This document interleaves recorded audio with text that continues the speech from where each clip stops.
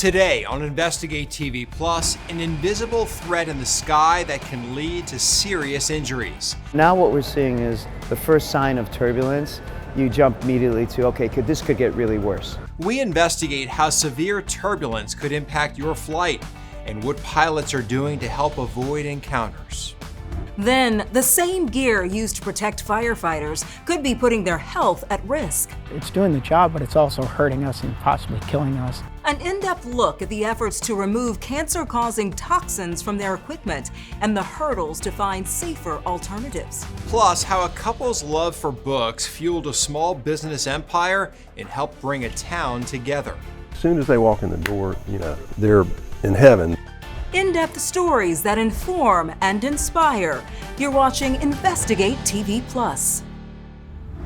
Chances are, if you've flown on a plane, you've felt turbulence. Sometimes it's a few bumps, other times it can turn into a rocky ride. I'm Tisha Powell. And I'm Lee Zurich. In 2021, the National Transportation Safety Board said turbulence is a major cause of injuries to crew and passengers, and research finds air travel is getting bumpier. Reporter Kristen Crowley investigates how unpredictable and potentially severe turbulence could impact your next trip. Without notice, the plane shook and then it went into a sudden drop. It can violently shake an airplane. My life flashed before my eyes. I was scared. Putting crew members and passengers at risk. And there was lights. People were holding on to lights because it fell into their laps. My mom wasn't buckled, and so I turned to my right and I saw that she hit the ceiling and she hit the floor. But turbulence can cause more than just a bumpy ride. In some cases, people get seriously hurt. I saw a handful of people with lacerations on their head and blood dripping down. A 2021 National Transportation Safety Board report found between 2009 and 2018, turbulence accounted for a third of all accidents on larger commercial airlines, and a majority of passengers seriously injured were not wearing seatbelts. Just imagine getting on your local Carnival roller coaster ride, taking the seatbelt off, and saying, yeah, I'll hold myself in. You won't. Captain Dennis Tazier is a spokesperson for the Allied Pilots Association and has been a pilot with American Airlines for over 30 years. It was not a rare event to come into turbulence. It was all discomforting. Ride's getting a little choppy, you spill your coffee, let's get the seatbelt sign on. But in recent years, he says he's noticed an increase in frequency and intensity of turbulence. Now what we're seeing is the first sign of turbulence. You jump immediately to, okay, this could get really worse. That sounds like perhaps a panicked attitude, but it's not. It's one based in reality. Tazier is right. A recent study shows there has been an uptick in severe turbulence, but to understand the increase, it's important to know how the disturbances in the air work. Turbulence can strike when a plane flies through sections of air that are changing in direction and speed. You're going way up north and coming back down here because there was huge storms right here. Pilots know thunderstorms and mountain ranges can create turbulence, so they can usually avoid it. But there is an invisible form known as clear air turbulence, and it's difficult to predict. The tricky thing about that is that satellites can't see it, but what satellites can see, and they have been monitoring since the 1970s, is the jet stream, the shape and structure of the jet stream. Airplanes can fly within the jet stream to boost speeds and reduce travel times, but Professor Paul Williams at the University of Reading in England says that's where a majority of clear air turbulence occurs. He co-authored a study that found between 1979 and 2020, there was a significant increase in severe turbulence over parts of the U.S. and the North Atlantic, one of the world's busiest flight routes. I'm saying there's 55% more turbulence in the atmosphere. Doesn't necessarily mean there's 55% more turbulence on flights, because pilots are really experts at avoiding turbulence, and they've been getting better at doing that over the past 4 decades. Williams says the increase in severe turbulence is consistent with effects of climate change. He explains CO2 emissions have impacted temperatures across the jet stream. It is that north-south temperature difference that drives the jet stream in the first place. A stronger temperature difference means a more strongly sheared jet stream. And says encounters with this type of turbulence could become more common. I think the main expectation is that for every 10 minutes you've spent in turbulence in the past, that could be 20, 30 minutes towards the end of this century. The Federal Aviation Administration is working to modernize its pilot reporting system, which tracks turbulence, while Delta and American Airlines are using crowdsourcing apps among pilots. They had us on a most crazy route. That's what Captain Taser uses, and he showed us how it works. It's Google Maps for the potholes in the sky. Taser says the tech allows pilots to record when and where they hit turbulence and its intensity. This orange is moderate turbulence, and this red,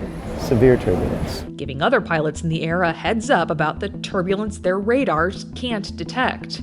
It also automatically records turbulent air when the iPad shakes. It's extraordinarily accurate. And knowing that I'm not just looking at a report someone typed in, it's their iPad, and it's shaking. Other pilots can see those reports of turbulence and decide if they need to make any route adjustments to avoid it. I don't get on a flight where I don't see the first officer bring it up, or one of us is crowdsourcing, even on a clear, wide open day. And in cases where turbulence cannot be avoided and it leads to injuries, There were several other people that hit their head. When we landed, paramedics came and they were wheeling people out. first responders say you should stay seated so crews can quickly treat those in need. Captain Tager stressed repeatedly, you can take a simple step to protect yourself in turbulence. Wear your seatbelt even when the sign is turned off. Also, in an effort to protect passengers, in 2021, the National Transportation Safety Board recommended stricter safety rules about fastening safety belts when flying near thunderstorms or under 20,000 feet, where most injuries occur. For those who are uneasy while up in the sky, both Captain Taser and Professor Williams had some words of encouragement to help settle any nerves. Yeah, Williams said severe turbulence is still relatively rare at cruising altitude, where you'll spend most of your time. And Captain Taser says an aircraft goes through intense testing before it ever takes off with any passengers. A lot of people see the wings bending, even when it's just choppy, and wonder, is that right? Absolutely. Thank goodness that's happening. That's engineering happening. And the stress test on the airplane is beyond your wildest dreams of what it can endure, stay together, and get you back on the ground safely. Still to come, patients seek psychedelics to help treat mental health conditions. I needed to do more work on myself. We explore the potential benefits and risks of these unconventional therapies. But first, heat-resistant equipment that could impact firefighters' health. Feels like weight on my shoulders of, is this the time that I'm gonna get sick again? We investigate a dangerous gamble firefighters take to keep their communities safe.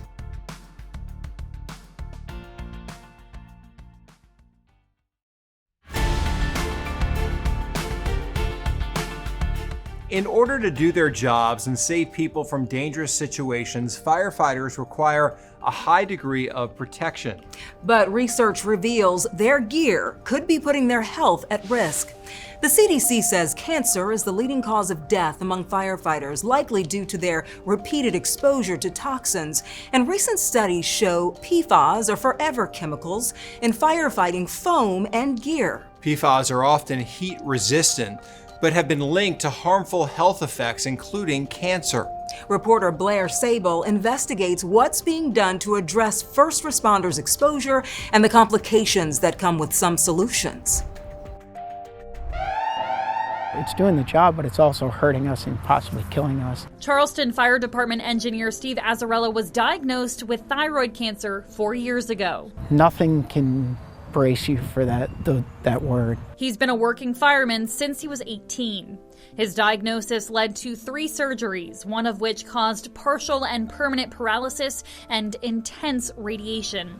Though he has a clean bill of health now. It's going to be a lifelong battle. What does it feel like when the alarm goes off, you're responding to a call, and you have to put on that gear again? It feels like a ton of bricks. It feels like weight on my shoulders of, is this the time that I'm going to get sick again? There's no telling what exactly caused Azzarella's cancer, but his doctor says without a doubt he got it on the job. Firefighters are faced with repeated exposures to known carcinogens like burning materials and dirty gear, as well as suspected ones like PFAS in firefighting foam and gear.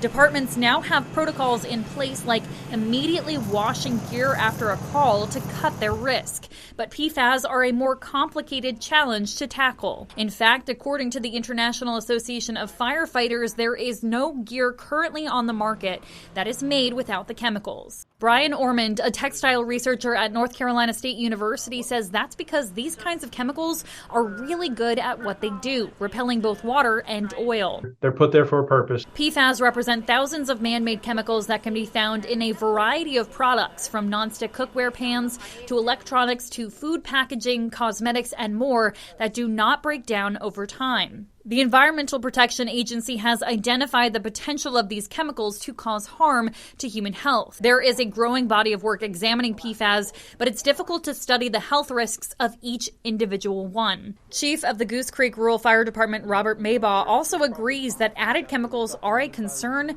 but there are too many unknowns. Is that risk there? Yeah. Is it greater than any other risk that we're faced with? Again, we don't really know that. Most recently, a federally mandated study by the National Institute of Standards and Technology conducted at both its main campus in Maryland and the Charleston-based Hollings Marine Laboratory and led by researcher Rick Davis confirmed PFAS are more concentrated in the outer layers of turnout gear jackets than the innermost layers touching the skin. But researchers have concluded additional studies are needed to understand the exposure. We're not just trying to solve a problem about today. We're trying to understand where PFAS might be in the next 20, 30 years, because it just doesn't go away. But a major concern is what the quality of the gear will be like, and if the performance levels of the gear now, like the ability to repel flammable diesel fuel, can be replicated without PFAS. There's a high likelihood that your gear could catch fire. It's not a reason that we can't change. It's not a reason we can't move forward to what we call PFAS-free options. But it is something that firefighters have to know about before they put that new set of gear on. Even if a solution is found soon, I'm told that replacing even just one set of gear costs thousands of dollars, which could disproportionately affect smaller departments with less access to resources. We're in a no-win situation. We provide our folks with the best possible equipment that we can. We look out for them as best we can, but every day there's a new risk. Meanwhile, Azzarella says he has no regrets about choosing his passion, even with his cancer diagnosis. If I was that 18-year-old kid and this was out there in the public, I would still want to do it because this is what I was born to do and this is what I love doing. He just hopes things will be better for the future generation of firefighters.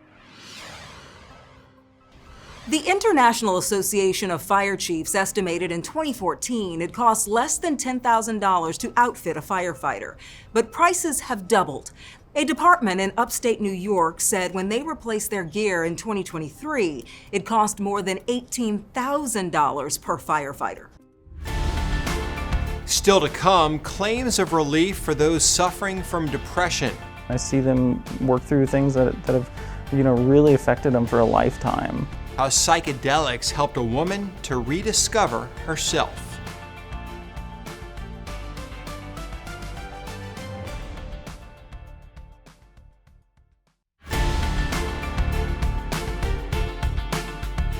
When it comes to treating their mental health, some people look outside of traditional medicine. According to Johns Hopkins School of Medicine, up to a third of people with major depression do not respond to multiple kinds of conventional antidepressants.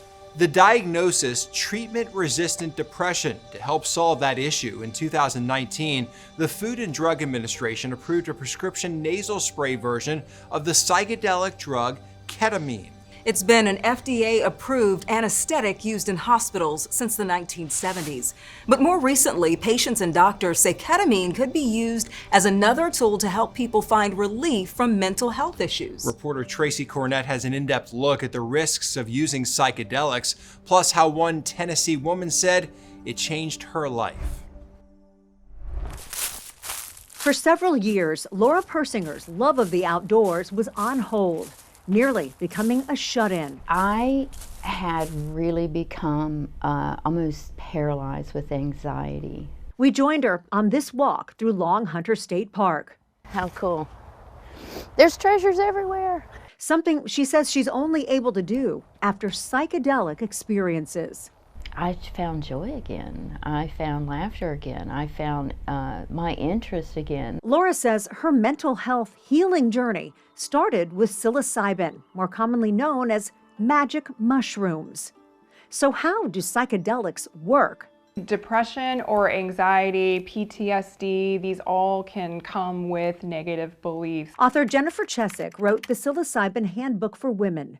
She says people's negative beliefs about themselves can make their brain like a frozen pond. And using psychedelics thaws that barrier to rewrite the brain. You take that rock and in the form of a new belief, drop it in, and it gains entry into the water and causes a ripple effect. So if you want to just start to take some nice deep breaths. Persinger says ultimately a different psychedelic experience ended up helping her. Ketamine-assisted therapy. I needed to do more work on myself to get to the root of why I was having these problems. Ketamine is a legal anesthetic with psychedelic properties that has been used for several years to help veterans experiencing PTSD. We work with everybody from teenagers to older adults. Nashville therapist Robert DeSalvo says the monitored treatment, plus adding talk therapy, helps people connect what they experienced while on the drug to what's impacting their mental health.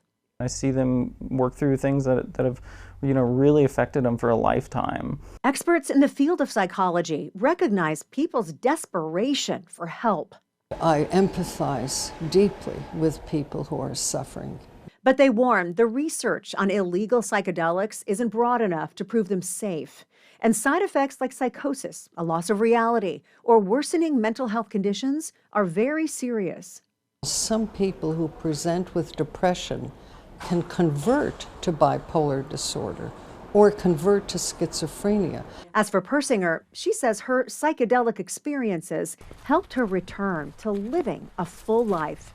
I think that my mind and body needed that. It probably had been a very long time since I had actually laughed, just laughed. Researchers caution there's still much to learn about how the drugs work and who may benefit. Johns Hopkins suggests you have a conversation with your psychiatrist before using psychedelics for mental health issues. Still ahead, a bookstore with humble beginnings turned into a Mississippi staple. It's such a rich literary state. There's so many great writers. There's probably 30 writers living here right now. How a passion for reading and community helped revitalize a town square.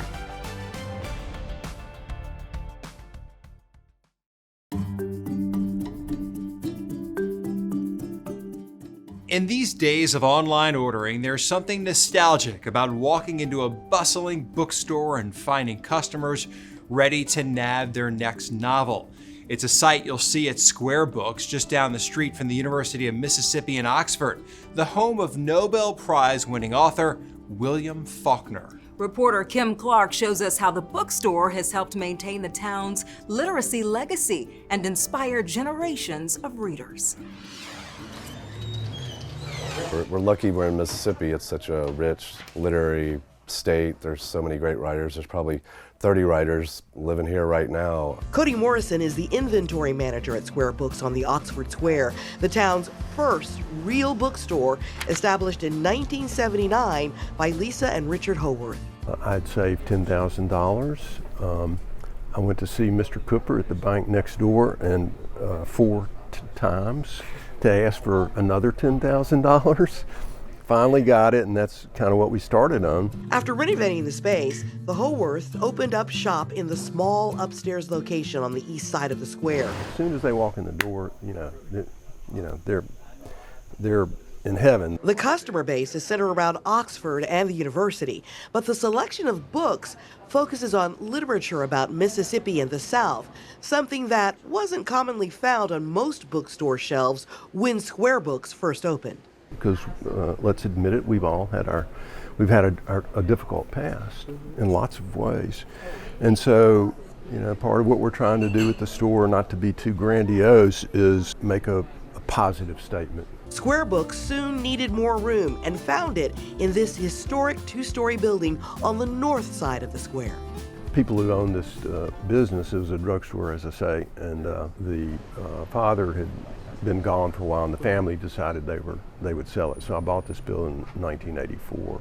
After 2 years of renovations, Square Books moved into the former Blaylock drugstore, complete with a 2nd-story balcony and cafe, where the first espresso was sold in Oxford. You know, John Grisham was here for a while, and we supported him very early on in his career, and in turn he's supported us far and wide, authors from all over the country and all over the world to come. Today, Square Books consists of 4 different stores, all on the Oxford Square. In the same spot where it all started is Rare Square Books, featuring vintage collectibles and first editions. With a total of roughly 50,000 titles, avid readers are bound to find something in either location. This racket of noise that we have today from social media, and you know, everybody's just shouting at each other.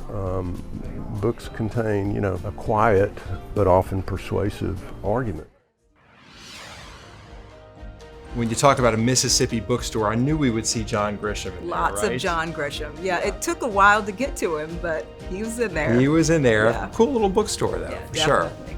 Well, that's it for us on Investigate TV Plus. I'm Tisha Powell. And I'm Lee Zurich. Thanks for watching. On the next Investigate TV Plus, millions of women lack access to maternal care, and it's putting moms and newborns at risk. Having to try to figure out where to deliver and what the safest choice is going to be for the baby and for the family is overwhelming. We examine the factors contributing to more and more hospitals stopping labor and delivery care.